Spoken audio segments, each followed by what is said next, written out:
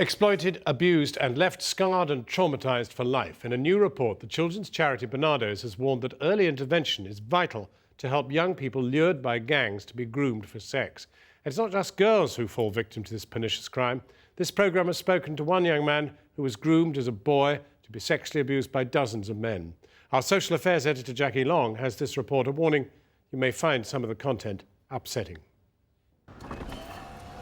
They're bought with the promise of love and for the price of a packet of cigarettes or a cheap mobile phone.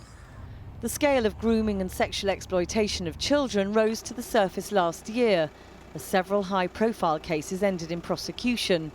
But the victims were always girls, and child protection groups say it only tells half the story. I felt really grown up, actually, because obviously having sex with someone is a grown-up thing to do, which, you shouldn't be doing it before you're 16 anyway. John was just 13 when he was befriended by a man in his late 20s. With a schoolmate, they'd spend time at the man's flat and were given cigarettes and drink. Then, sex was introduced. The guy that we were doing it with kept saying, there's nothing to worry about, it's all good, everyone does it, all of my friends do it, to try and make it feel normal. And it gets to the point where it is normal, it's just the normal thing to do. But within weeks, there were other men too, lots of them. He started to have his friends round, most of which were a lot older than him. I'd say about 40, 50.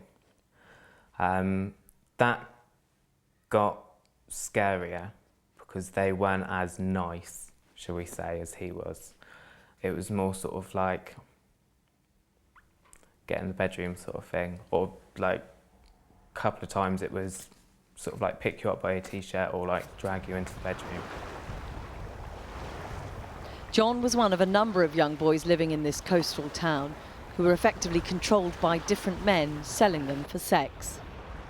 We were all given pay-as-you-go phones with about 20 to 30 different numbers in, and when one of those numbers called, we knew where to go, and if you think 20 to 30 people, 10 young boys, they were never the same 20 to 30 people. Figures on the number of boys affected are almost impossible to come by, but John's story has a familiar ring for Sheila Taylor. She's been advising the government as it prepares to launch its first action plan on exploited children. The issue around boys is the untold story so far. Young men find it difficult to talk about the experiences they have. They're often hidden within our services as young offenders. John only managed to escape because he was lucky enough to get help at a specialist project. But such projects for all child victims, girls and boys, are under huge pressure, with some forced to close, others losing staff and waiting lists increasing. Today's report warns of the dangers of not intervening early. The damage to the children lifelong, the cost to society huge. I don't think you should get in the car with him, Frankie. Barnados say working with vulnerable children will save the state money in the long run.